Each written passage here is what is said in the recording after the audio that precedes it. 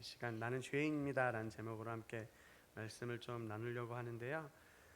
오늘 말씀을 이렇게 함께 준비하는 과정에서 실은 이 말씀은 저희 중고등부 학생들이 수련회에 갔을 때 첫날 들었던 예배에서 함께 나눴던 말씀이기도 합니다. 제가 하진 않았을 거 그곳에서 이제 강사 목사님께서 준비하셨던 본문과 같은 구절인데요.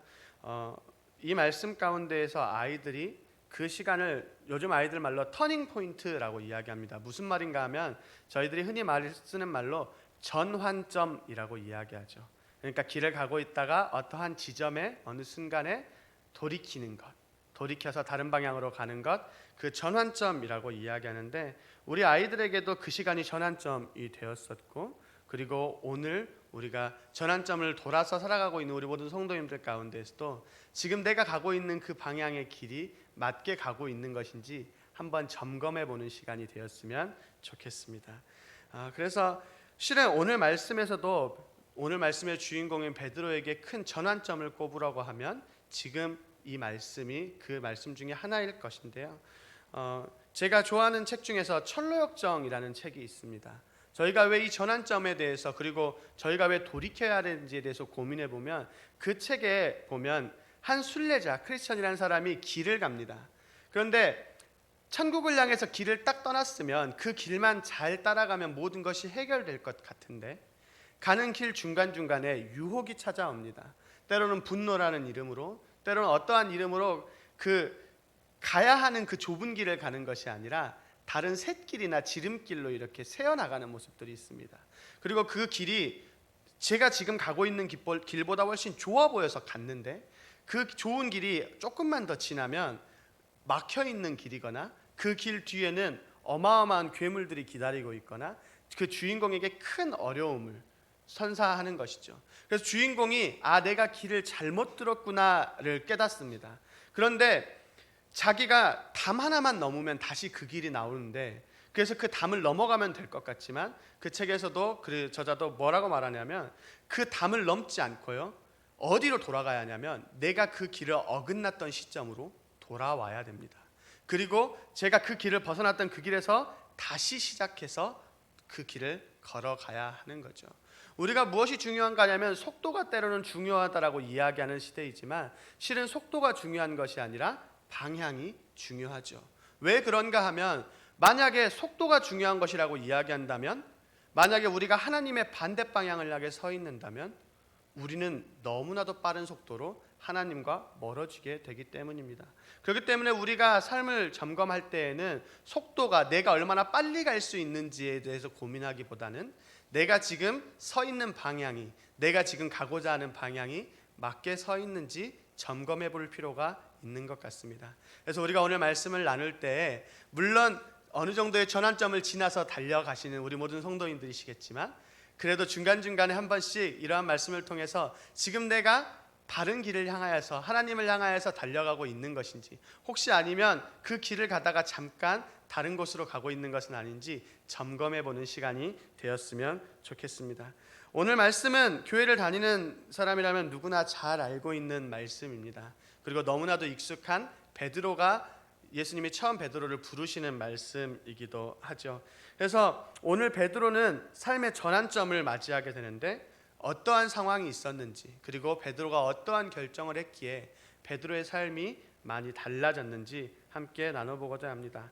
그것을 보기 위해서 일단 오늘의 말씀의 배경을 좀 나눠볼 필요가 있습니다. 오늘 말씀은 1절에서 보면 예수께서 게네사렛 호숫가에 서서 베드로를 바라보고 있다고 합니다. 게네사렛 호수는 우리가 갈릴리 호수라고 이야기하기도 하고요. 그리고 로마식 이름으로는 디베랴 호수라고 하고 바다라고 이야기하기도 하는 그런 곳입니다. 그래서 이곳은 얼마나 큰지 호수임에도 불구하고 길이가 20km가 넘고 폭이 10km가 넘는 매우 큰 호수입니다. 그래서 이곳을 갈릴리 바다라고 표현하기도 하죠. 또한 이 호수는 기후가 매우 좋은 곳이라고 합니다. 원래 과거에는 물이 많은 곳이 가장 살기 좋은 곳이라고 이야기하듯이 물이 많았고 그리고 날씨가 따뜻하기 때문에 여러 가지 농작물들을 재배하기도 좋았고요. 그리고 그곳에 갈릴리 바닷가의 호숫가에 많은 물고기가 살았기 때문에 그곳에서 어업을 종사하며 어부로 살아가면서 많은 사람들이 그곳의 갈릴리 바다를 통해서 먹고 살아가고 있었습니다. 그 성경에서는 예수님의 주 사역지 중 하나가 예루살렘과 그리고 이 갈릴리 바다 호수가 등장하며 오늘 말씀도 그리고 오병이어 사건 등 수많은 사건들이 이 갈릴리 호수를 중심으로 일어나게 되죠. 그리고 오늘 이 호숫가에 어부로 살아가고 있는 베드로를 이야기합니다. 그래서 이 어부들에 대해서 조금 찾아보니까 제가 낚시를 그렇게 좋아하지 않아서 어부들이 그럼 어떠한 삶을 살았는가, 그것도 그 당시 어부들은 어떠했는가 이렇게 찾아보니까 이 어부들은 주로 밤에 어업을 했다고 합니다. 낮에는 물고기들이 저 깊은 곳에 들어가니까 잡기가 어려워서 너무 뜨거워서 불문율로 밤에 항상 어업을 행했다라고 이야기합니다. 그리고 그래서 그 어부들의 삶은 밤에는 일을 하고 밤에는 물고기를 잡고 그리고 낮에는 집에서 휴식하는 삶을 살았습니다. 그래서 오늘 말씀에서도 2절에 어부들이 그물을 싣고 있다라고 이야기하는데 이것으로 보아서 오늘 말씀의 사건도 그 밤이 지나고 아침이 돼서 이제 베드로와 그 사람들이 열심히 일하고 일했던 것을 정리하고 있었던 것으로 보입니다. 그러면 그 어부의 삶이 어땠는가 하면 그 당시의 삶 어부들도 두 종류의 삶이었다라고 합니다. 물론 지금도 마찬가지겠지만 자신의 배를 가지고 자신이 선장이 되어서 이렇게 일을 하는 사람들은 조금 부유한 삶을 살았다라고 이야기합니다. 그 갈릴리에서 잡히는 물고기를 염장해서 팔면 좋은 가격에 팔 수 있었고 그렇기 때문에 그 갈릴리에서 자신의 배를 가지고 그것에 허가를 받고 어업을 행하는 사람들은 어느 정도 재산을 모을 수 있었고 조금 풍족한 삶을 살 수 있었다라고 이야기합니다. 그런데 또 반면에 그곳에서 품꾼으로 일하면서 그러니까 자신의 배가 없기 때문에 품꾼으로 일하는 사람들도 있었는데 그 사람들의 삶은 그렇게 풍족하지는 못했다라고 이야기합니다. 그런데 그만큼 갈릴리에서는 어부로 살아가는 사람들이 많았고 그리고 오늘 말씀에서 베드로는 자신의 배를 가지고 있었다라고 이야기하고 있습니다. 그래서 본문의 3절에 보면 예수님께서 배에 올라서 말씀을 가르치시는데 그 배의 주인이 시몬 베드로였다라고 오늘 말씀에서도 기록하고 있고 또한 마가복음에서 비슷한 사건을 기록할 때에는 예수님께서 제자들을 부르실 때 어부들을 부르실 때 자신의 아버지와 그리고 품꾼들을 놓고 간다라는 기록이 있는 것으로 보아 베드로는 어느 정도 자신의 배를 가지고 어업을 하고 있을 뿐만 아니라 품꾼들, 사람들을 사서 일을 해야 할 정도로 어느 정도 규모 있는 어업을 하고 있었던 것으로 보입니다.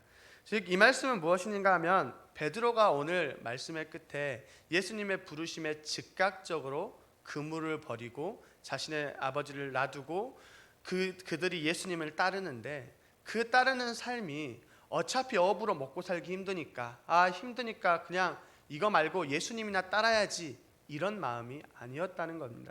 베드로는 이미 어느 정도 안정적인 삶을 살아가고 있고요.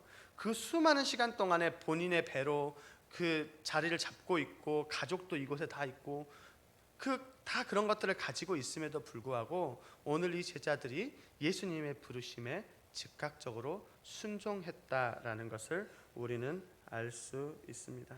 이러한 배경 속에서 지금 베드로가 예수님의 부르심을 받는데요. 우리가 이러한 배경을 가지고 오늘 말씀을 조금 더 함께 나눠봤으면 좋겠습니다. 오늘 1절에선 무리가 몰려와 하나님의 말씀을 들을새 예수는 게네사렛 호숫가에 서서라고 말하고 있습니다. 무슨 말인가 하면 예수님께서 갈릴리 호수에 계시는데 많은 무리들이 예수님에게서 말씀을 듣기 위해 모였다는 것입니다. 이 전에 3장 4장에서 말씀에서 보면 예수님께서 귀신들을 쫓아내시고 병자들을 고치시고 이러한 수많은 이적들을 행하시는 가운데 사람들이 예수님을 보기 시작했다는 거죠. 주목하기 시작했다는 거죠. 그래서 예수님을 선생님으로 부르고 예수님의 말씀을 듣기 위해서 예수님이 가시는 곳마다 따라다니고 있는 겁니다. 그래서 많은 무리가 몰렸고 오늘 이 말씀의 장소인 갈릴리 역시도요. 많은 무리가 예수님의 말씀을 듣기 위해 모여 있습니다. 그런데 2절에서는 조금 대조되는 말씀을 하고 있는데요. 2절에는 호숫가에 배 두 척이 있는 것을 보시니 어부들은 배에서 나와서 그물을 씻는지라. 아멘. 사람들이 하나님의 말씀을 듣기 위해 예수님을 찾아서 몰려옵니다. 그러한 모습이 이렇게 한쪽에 그려지는가 하면 그쪽에서 또 반대편에서는 무슨 상황이냐면 어부들이 그곳에서 일을 하고 있는 겁니다. 예수님을 찾고 예수님의 말씀을 찾기보다는 그 자신의 생업으로 살아가고 있는 거죠. 그래서 예수님을 찾기보단 이제 일이 끝나고 얼른 집에 가서 쉬어야 되기 때문에 그물을 정리하고 집에 갈 준비를 하고 있는 모습입니다. 그런데 예수님이 그러한 모습을 빤히 바라보시더니 한 배에 오르시죠. 그리고 그 배를 조금 띄워달라고 말씀하십니다. 배를 바다에 대놨는데 그걸 좀 띄워달라고 이야기합니다. 이것은 사람들이 많이 몰려서 그러한 것도 있지만 그 호수에 이렇게 그리고 그 갈릴리 호수의 지형을 봤을 때 배를 살짝만 띄워가지고 그 배에 올라서 이야기를 하면 그곳이 울림이 있어서 이렇게 이야기를 전달하기 참 좋아진다라고 합니다. 그래서 살짝만 띄워서 그곳에서 말을 하면 목소리가 잘 전달되어서 참 훌륭한 강연장이 된다라고 이야기를 해요. 그래서 예수님께서 그 배를 띄워달라고 하고 그 자리에 올라가서 하나님의 말씀을 전합니다. 그리고 그 배의 주인이 누구였는가 하면 오늘 주인공인 시몬 베드로였던 것이죠. 저는 이 말씀을 보면서 베드로의 마음이 어땠을까 한번 생각해 봤습니다. 왜냐하면 그냥 배 좀 띄우면 되지라고 이야기할 수도 있겠지만 지금 베드로는 밤을 새서 일을 한 상황입니다. 아마 밤새서 일해 보시는 분들은 많이들 아실 거고 제 주변에도 간호사들은 3교대로 일을 하거나 아니면 주야로 맞교대로 일을 하는 분들이 많이 있죠. 그래서 이게 밤을 새서 일을 하면 정말 힘이 듭니다. 단순하게 몸이 힘들다 이거를 떠나서 이 밤낮이 바뀌는 삶을 살아간다라는 게 몸에 많은 무리가 가죠. 저도 잠깐 어려운 시간 동안에 이제 조금 돈을 벌어보겠다고 낮에는 학교를 다니거나 이제 이렇게 하고 저녁에는 편의점에서 알바를 하거나 이제 게임방에서 저녁에 밤에 저녁 10시부터 아침 8시까지 일을 좀 이렇게 하고 있었는데 아침 8시가 딱 돼서 집에 가서 잠을 자려고 하면 몽롱해집니다. 몸이 어찌나 몸이 몽롱한지 정신도 잘 못 차리겠고요. 입맛도 없고 잠을 자야 된다라는 건 아는데 잠도 잘 안 옵니다. 실은 햇빛을 한번 들여서. 그래서 어떨 때는요 제가 일하는 데에서 집까지 한 10분 정도 걸리는데 가다가 도저히 안 되겠으면 차를 세워놓고 거기서 잠이 듭니다. 그러면 깨면 한 1시, 2시 돼 있는 거죠. 그러니까 무슨 말인가 하면 밤을 새서 일한다는 게 매우 어렵더라고요. 그런데 오늘 베드로는요 그냥 밤을 새서 어디 경비를 쓴 게 아니라 밤을 새서 힘들게 일을 했습니다. 그리고 지쳐가지고 이제 이걸 정리해서 집에 들어갈 준비를 하고 있는데 배도 다 닦아놓고 다 정리를 했는데 예수님이 오셔가지고 배를 띄워달라는 겁니다. 제가 베드로였다면 아마 마음 가운데 좀 어려움이 있었을 것 같습니다. 화도 좀 났을 것 같고 짜증도 났을 것 같고 뭔데 내 배에 올라와가지고 차라리 옆에 배에 올라가지 아마 이런 생각이 더 많이 들었을지도 모르겠지만 베드로는요 그 말에 순종합니다. 그래서 배를 이렇게 띄워주죠. 참 대단한 선택이죠. 더더군다나 베드로는요 밤새서 물고기를 한 마리도 잡지 못했다라고 이야기합니다. 제가 낚시를 좋아하지 않는다라고 시작에 이야기를 했었는데 제 동생은 저랑 다르게 낚시를 좋아합니다. 근데 좋아해요. 잘하지는 않습니다. 제가 왜 그렇게 말하는가 하면 제가 동생의 어떤 권유인데 강요에 의한 근데 저는 안 가고 싶었는데 동생을 따라서 저기 남해로도 가고 동생이 강원도에 있다 보니까 동해로도 한 번씩 낚시를 되게 따라가 보는데 밤새 낚시를 하는데 저는 아침에 제가 딱 이제 잠을 자려고 할 때 항상 베드로의 모습이었습니다. 항상 저희의 어망 속에는요 바닷물밖에 없었습니다. 물고기를 잡아본 적이 없어요. 꽤 많이 간 것 같은데 물고기를 한 번도 잡아본 적 없는. 그런데 무슨 말인가 하면 밤새 낚시를 해서 아무것도 잡지 못해. 저는 취미로 가서 심심하니까 가서 낚시를 했는데도 아침에 아무것도 잡지 못하니까 짜증도 나고 화도 나고 내가 괜히 헛고생한가 싶고. 근데 베드로에게는 이것이 생업입니다. 먹고 살아야 하는 일이고 베드로가 최선을 다해서 노력했음에도 불구하고 아무것도 잡지 못했습니다. 그런데 베드로가 그러한 상황 속에서 예수님의 말씀에 의해서 배를 띄웠다라는 것입니다. 그래서 예수님께서 그 베드로의 배에 올라타서 말씀을 전하십니다. 어떤 말씀을 전하시는지는 성경에 기록하고 오늘 말씀에 기록하고 있진 않지만 예수님께서 그 말씀을 다 전하시고 그 말씀을 다 끝마치시고 베드로에게 한 가지 명령을 하시죠. 무엇이라고 명령하시는가 하면 베드로야, 너 좀 더 깊은 곳에 그물을 좀 던져라 라고 이야기하십니다. 제가 베드로였으면 여기서는 폭발이었을 것 같습니다. 예수님이 말씀하셔서 그래도 내가 100까지는 띄워드렸는데 이제 예수님이 거기서 멈추는 것이 아니라 이제 베드로의 삶에 간섭하시고 베드로에게 가서 그물을 던지라라고 이야기하는 거죠. 실은 이 오늘 예수님의 요구는 베드로와 그리고 그곳에 생업으로 있는 어부들에게는 많이 무리한 이야기입니다. 되게 불쾌하게 들을 수도 있고 때로는 뭣도 모르고 이야기한다라고 할 수 있는 상황인 겁니다. 왜 그런가 하면 첫째는 일단 제일 중요한 것은요, 그 말을 듣고 있는 베드로의 직업은 어부입니다. 심지어 자기 배가 있는 선장님이죠. 평생 그곳에서 어업을 했고 자신의 능력을 가지고 먹고 살았던 사람, 갈릴리 바다를 손바닥 안에 꿰고 두는 사람이 베드로입니다. 그런데 그런 베드로에게 누가 이야기를 하고 계시냐면 목수이신 예수님께서 이야기하고 계신다는 거죠.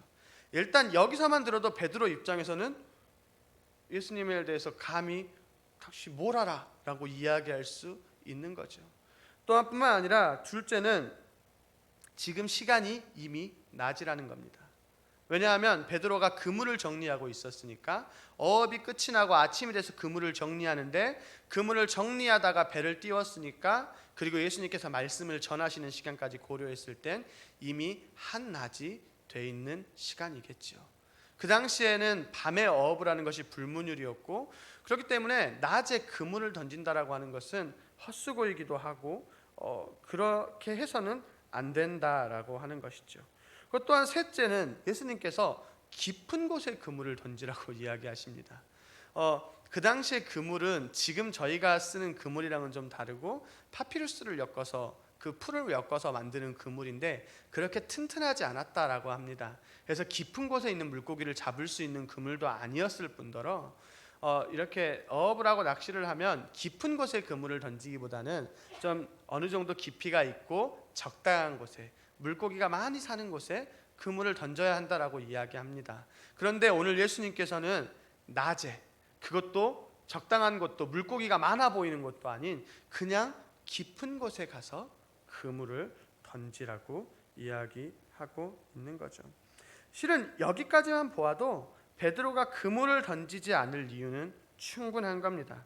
오히려 예수님을 향해서 예수님께서 사람들도 잘 낫게 하시고 귀신도 쫓아내시고 하나님 말씀도 더 잘 아시는지는 모르겠으나 목수셔서 집 짓는 건 저보다 더 잘하실 수 있을지는 모르겠으나 여기 이 부분은 제가 더 잘 아니까 제가 알아서 하겠습니다 할 만한 이유가 충분한 것이죠. 그런데 놀라운 것은 오늘 베드로의 반응이요 조금 다르다라는 것입니다. 5절 말씀인데요, 제가 읽어드리겠습니다. 시몬이 대답하여 이르되 선생님, 우리들이 밤이 새도록 수고하였을 때 잡은 것이 없지만은 말씀에 의지하여 내가 그물을 내리리이다 하고. 아멘. 베드로에게 수많은 이유가 있었습니다. 예수님의 명령에 반박할 이유도 충분했죠. 하지만 베드로가 다른 것에 의지하는 것이 아니라 하나님의 말씀에 의지하여서 그 자리에서 예수님의 명령에 순종하는 모습을 보입니다. 그리고 우리도 이러한 모습을 통해서 우리의 삶 가운데에서 우리도 이러한 상황 가운데 어떠한 결단을 하는지 점검해 볼 필요가 있는 것 같습니다. 실은 우리에게도 이러한 상황은 자주 주어지죠. 우리의 삶 가운데 하나님 이건 제가 이것만 하고 이것만 해결하고 오겠습니다라고 하는 문제들은 있는 것입니다. 우리가 교회에 나와서 하나님께 하나님 이걸 해주세요라고 기도하고 하나님께 맡기겠습니다라고 기도하지만 정작 우리 삶 가운데 큰 일이 생기면 우리는 하나님께 구하기보다는 하나님의 대답을 기다리기보다는 우리가 가진 것들을 가지고 먼저 그것을 해결하고자 하는 경우가 더 많기 때문에 그렇습니다. 제가 아무래도 중고등부 아이들과 같이 있다 보니까 그리고 제 주변에 있는 아이들이 아직 어리다 보니까 제 주변을 보면 언제 제일 그러냐면 이제 11월이 되면 수능을 보게 되는데요. 고3이 되면 그러한 모습들이 제일 많아집니다. 우리 교회도 아마 비껴나갈 수 없을 텐데 모든 교회의 고민입니다. 무엇이냐면 아이들이 고등학교 2학년에서 3학년이 되는 순간에 제일 많이 하는 게 아이들이 교회에서 안 보이기 시작합니다. 그리고 나서 그 아이들이 하는 말이 무엇인가 하면 저 정말 중요한 수능이 정말 중요하니까 이 수능 딱 끝내놓고 그 다음부터 제가 예배 잘 드릴게요 그럽니다. 뭐 꼭 고등학생들만 그런 건 아니죠. 저희 청년들도 보면 자격증 시험을 준비할 때 물론 모두가 그러한 것은 아니지만 많은 숫자의 아이들이 정말 중요한 시험이 있을 때는요 제일 먼저 하는 것이 저한테 와가지거나 혹은 청년부 회장한테 와서 나 이것만 하고 딱 끝난 다음부터는 내가 열심히 예배 드릴게 라고 이야기할 때가 있습니다. 근데 실은 저희가 이런 말씀을 보았을 때는 되게 아이러니한 모순인 것이죠. 정말 중요한 일이라면, 정말로 그것이 내 인생의 전환점이 될 정도로 중요하고 소중하다면, 그렇다면 더욱더 하나님 앞에 나와야 하죠. 오늘 베드로의 선택처럼 말씀에 의지해서 그물을 던져야죠. 하지만 우리의 삶 가운데 그러한 중요한 순간이 다가왔을 때 말씀에 의지하는 순간보다는 나의 상황과 내 환경과 내가 가진 것을 의지할 때가 더 많다라는 것입니다.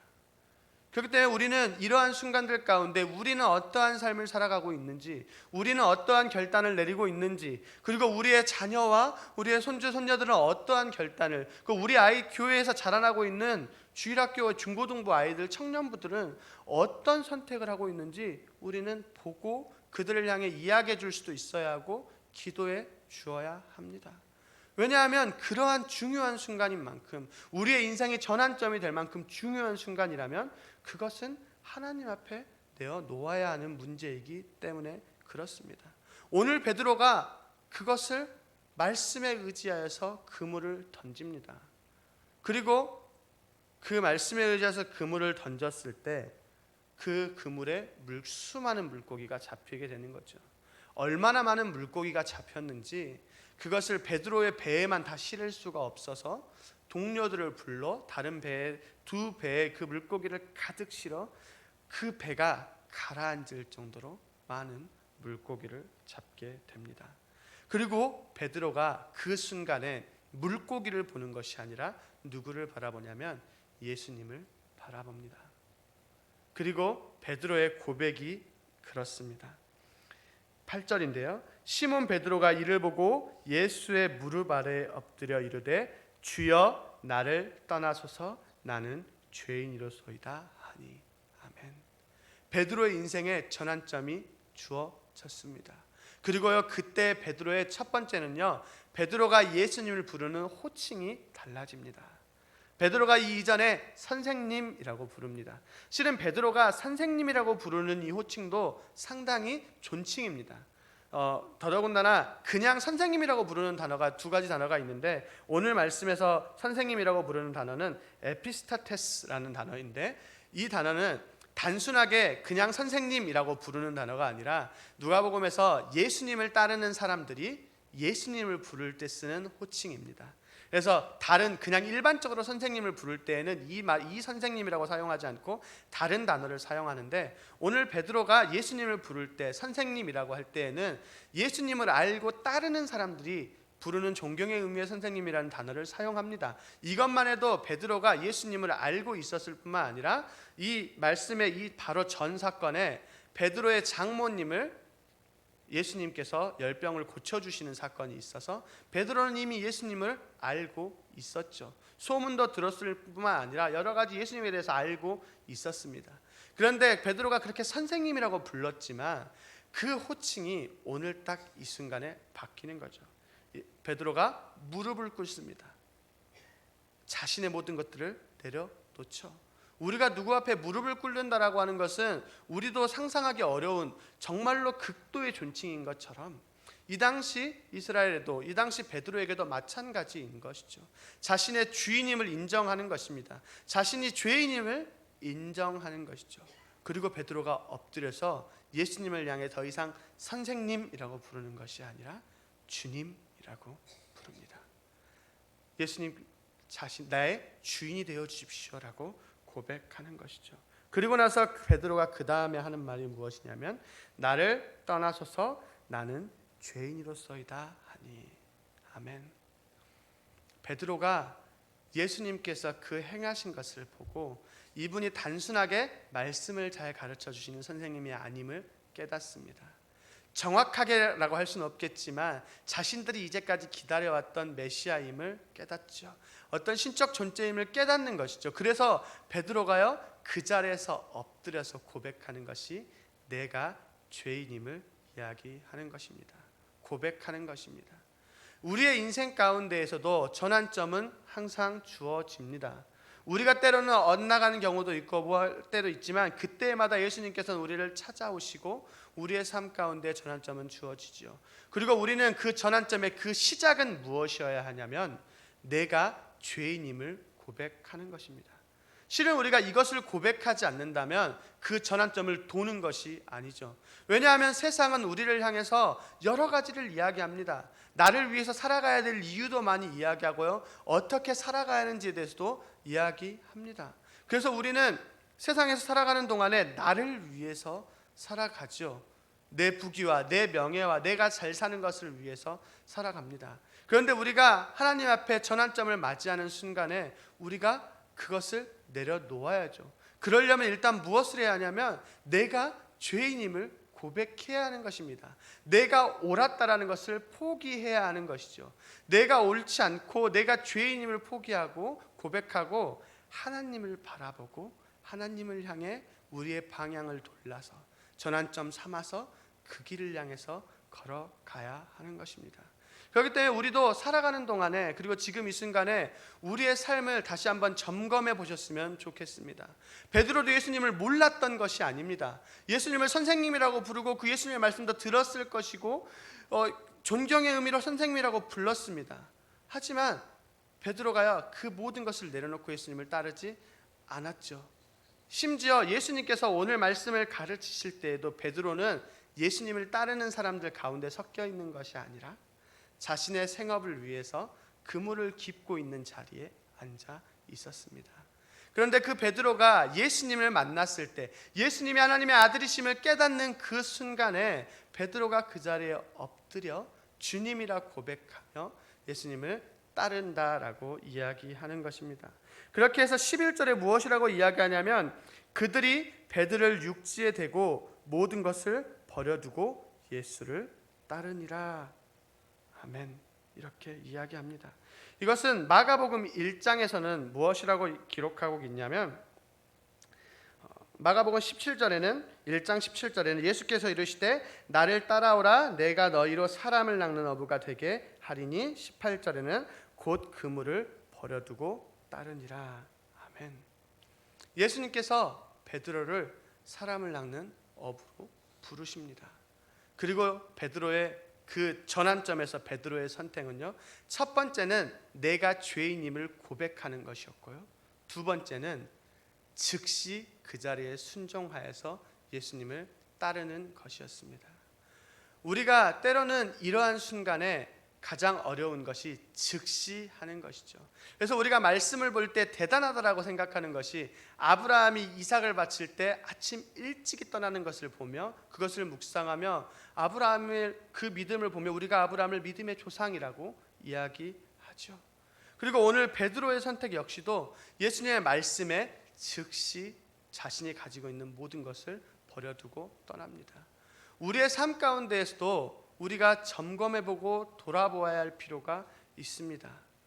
실은 저도 제일 어려웠던 부분이 이러한 부분들인 것 같습니다. 베드로도 자기가 가지고 있는 것을 버려두는 것이 쉽지가 않았죠. 그리고 예수님의 말씀에 즉각적으로 순종하는 것도 쉽지가 않았습니다. 왜냐하면 무섭기 때문입니다. 내가 이것을 버리면, 내가 이것을 하면 그 뒤는 어떡하지? 안 될 텐데, 실패할 텐데. 제 삶 가운데 그러한 가장 큰 것은 결혼이었습니다. 제가 주변에 이야기를 할 때 저희 아내를 만나는 이야기를 하거나 아니면 저의 이런 비슷한 이야기를 하면 사람들이 옆구리를 툭 찌릅니다. 그만 이야기하라고 하는데, 근데 저한테 이것이 유일한 자랑거리가 될 수 있는 것, 자랑거리라기보다는 간증거리가 될 수 있는 것은 실은 제가 결혼이 너무 하고 싶었습니다.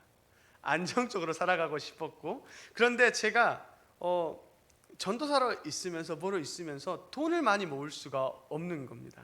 그런데 저희가 결혼을 이야기를 하면 지금 제 주변의 친구들도 이제 결혼을 많이 이야기하지만 제일 먼저 하는 말이 나 얼마 모았어, 이제 될 것 같아입니다. 그래서 1억 모았으니까 이제 결혼해야지. 나 이번에 집 샀어, 집 샀으니까 결혼해야지. 근데 그런 이야기를 할 때면요, 저는 아무 말도 할 수가 없는 겁니다. 제 통장에는 항상 그 경유지라고 하죠. 제 월급은 들어왔다가 나갑니다. 모여 있는 적이 별로 없습니다. 그러니까 그런 삶을 살아가고 있다가 결혼을 하고 싶은데 결혼을 할 수가 없어 보였습니다. 실은. 그래서 제가 교제를 이렇게 하던 친구와 아주 오랜 시간 교제를 하다가 그러한 문제들이 있어서 이제 교제를 그만하게 되고, 제가 하나님께 했던 기도가 있습니다. 하나님, 이 정도면 저는 그냥 결혼을 못하는 거 아닙니까? 저 이제 연애 안 할 겁니다. 저 이제 그런 거 교제 안 하고 저 그냥 공부해서 이렇게 신학해서 그냥 이렇게 살겠습니다. 그냥 어떻게 보면 원망이었고 푸념이었고, 그러니까 제가 생각하는 방법으로는 결혼이 할 수 없을 것 같았던 겁니다.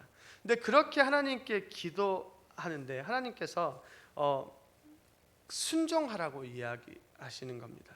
하나님께서 이러한 말씀들을 주시면서 제가 말씀을 묵상하는 가운데에서 너 해봐. 그러니까 무슨 말이냐면, 제가 이제까지는 결혼을 하고 싶다라고 하면서 어떤 준비를 했냐면요, 돈 모을 준비를 했습니다. 그래서 잠깐 학교도 안 다니고요, 제가 타일리를 따라다녔습니다. 아시겠지만 타일리이 돈이 잘 된다라 그러길래요, 제가 죽어라 타일리를 1년이 넘게 따라다녔습니다. 그런데 저한테 돌아온 거는요, 무릎에 물이 차가지고 무릎을 숙이지도 못하더라고요.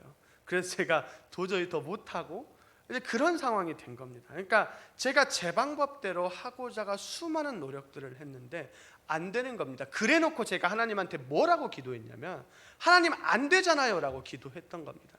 그러니까 하나님이 제게 뭐라고 말씀하시, 제가 기도하고 있는데 하나님이 그러는 거예요. 너 아직 안 했잖아, 너 아직 그물을 안 던졌잖아 라고 이야기하시는 겁니다. 그래서 제가 그때 기도를 마치고 그 시점이 언젠가 하면, 저희가 이제 전도사들이 어디로 사역을 구하면 저희 학교 홈페이지에 구인 게시판이 있는데, 그 게시판에 보고 거기에 있는 번호를 적어서 제가 제가 전도사로 하고 싶습니다라고 하는데, 그렇게 들어가서 그럼 제가 하나님 말씀대로 그냥 해보겠습니다. 저도 잘 모르겠습니다. 이제 돈 버는 것도 잘 모르겠고 이제 하나님께서 그럼 책임져 주시는 겁니다 하고, 어떻게 보면 원망이기도 하고 그냥 해서 제가 온 곳이 실은 가곡교회입니다. 그렇게 해서 제가 가곡교회를 와서 이곳에서 하면서 생활을 해 나가는데, 제가 가곡교회 온 다음에 바로 그 다음에 누구를 만났냐면 저희 아내를 또 만났습니다. 그냥 우연히 제 주변에 아는 지인이 제 이전 교회 청년이 자기 어린이집에 선생님이 있는데 만나보라는 겁니다. 그래서 만났는데 1년이 되고, 그리고 사역도 이렇게 해나가고 더 이상 다른 것을 바라보는 것이 아니라 그냥 하나님의 말씀하신 대로 살아보기 위해서, 물론 그 와중에도 저는 항상 실패하고 넘어졌지만 그래도 방향을 하나님께 최대한 맞추고 그 길을 향해 걷는데, 어느 날 저희 아내와 제가 결혼 이야기를 하고 있는 겁니다. 그래서 저희 장인어른을 딱 만났는데 장인어른이 딱 3가지만 이야기하시는데, 첫 번째는 사역자이기 때문에 사역하는 데만 힘쓰라는 겁니다. 다른 것 보지 말고 다른 것 신경 쓰지 말고 말씀을 잘 보고 배우고 가르치라고 이야기하는 겁니다. 그리고 2번째는 전 너무나도 놀랐던 게, 이런 고민을 누군가에게 나눠본 적이 없는데 돈 생각하지 말라는 겁니다. 사역자가 돈이 많은 것이 이상한 것이고, 너네 집이 뭐고 돈이 뭐고 그런 고민을 하지 말고 그럴 시간에 차라리 결혼 생각 어떻게 할지 결정하고 차라리 다른 것을 바라보라는 것입니다. 저는 그 상황 가운데에서 정말 뭐라 말할 수 없는 그 하나님께 감사한 시간들과 그러한 부분들이 있었던 것입니다. 그리고 세 번째는 원래 이 말씀과는 좀 상관없지만 중요한 이야기라서 나누는데 저희 장로님 어른이 세 번째로 이야기하셨던 건 반품은 안 된다는 이야기였습니다. 네, 반품은 안 되고 AS도 안 되니까 이제 데리고 살 거면 너가 알아서 해야 된다라는 것이었습니다. 제가 물론 이렇게 간증을 하는 것이 저의 삶에 하나님께서 저에게 주신 특별한 은혜였지만 제가 이 말씀 가운데서 꼭 이것을 나눠보고 싶었던 것은 무엇인가 하면 우리가 그만큼 무섭고 어렵다는 겁니다. 예수님의 말씀대로 모든 것을 내려놓는다라는 것도 어렵고, 그리고 내가 알고 있는 상식 밖에, 그러니까 어떻게 보면 때로는 상식처럼 안 느껴지는 거죠. 이 시간에 그물을 던지면 물고기가 안 잡힐 거라는 것도 아는데 예수님이 때로는 안 돼도 하라라고 하실 때가 있다라는 것입니다. 그리고 그럴 때 우리는요, 두려워도 때로는 막막하고 안 될 것 같은 생각이 들 때에도 우리의 선택은 말씀에 의지하여서 그 그물을 던져야 한다는 것입니다. 그리고 우리가 그 말씀을 의지하여 그물을 던졌을 때 그때 하나님께서 일하시고 하나님의 방법대로 우리의 삶을 인도하시겠다라고 약속하고 계시는 것입니다. 그래서 우리가 오늘 말씀을 좀 정리하고자 하는데요, 우리가 오늘 말씀을 통해서 베드로의 이 사건을 통해서 우리의 삶을 다시 한번 점검해 봤으면 좋겠습니다. 나는 지금 바른 방향을 서 있는지, 내가 지금 하나님을 향해 서 있는지 다시 한번 점검해 보고, 혹시 반대로 향해서 KTX를 타고 달리고 있다면 얼른 방향을 돌려서 내려서 안 되면 걸어서라도 그 길을 향해서 가는 저희가 되었으면 좋겠습니다. 그리고 때로는 저희가 무서울 때에도 오늘 베드로가 그 정말 막막하고 짜증나고 화가 남에도 말씀에 의지하여 그물을 던졌던 것처럼 우리도 즉시 그 그물을 던지셨으면 좋겠습니다. 그리고 우리 아이들도, 우리의 후대들도 살아가는 동안에 그 아이들의 믿음을 말씀에 의지해서 던져야 하는데 던지지 못할 때가 더 많습니다. 아니 때로는 던져보지도 않고 안 되는데요, 못하는데요, 그런 아이들을 향해서도 기도해 주시고 그리고 던질 수 있게 도와주시고 그렇게 아이들이 함께 하나님을 향해서 걸어갈 수 있게 꼭 기도해 주셨으면 좋겠습니다. 그래서 우리 오늘 한 주간을 살아가시는 동안에 말씀에 의지하여서 그물을 던지고 예수님의 부르심에 즉각 순종하여 나아가는 모든 성도님 되시기를 기도하겠습니다. 기도하겠습니다. 살아계신 하나님 아버지 감사합니다. 주님, 오늘도 우리를 이 자리에 부르시고 주님이 저희 나와 함께 예배하게 하심에 감사드립니다. 주님, 이 시간 우리가 우리의 삶을 다시 한번 점검해 봅니다. 주님, 우리가 얼마나 빠른 속도로 달려가는 것에 집중하는 것이 아니라 얼마나 하나님께 방향을 맞추고 잘 가고 있는지 다시 한번 점검하며 우리의 한 주간의 삶 가운데에서 주님을 향해 한 걸음 한 걸음 나아가는 모든 성도인들이 될 수 있도록 저에게 지혜 주시고 함께해 주시옵소서. 살아계신 예수 그리스도 이름으로 기도드립니다. 아멘.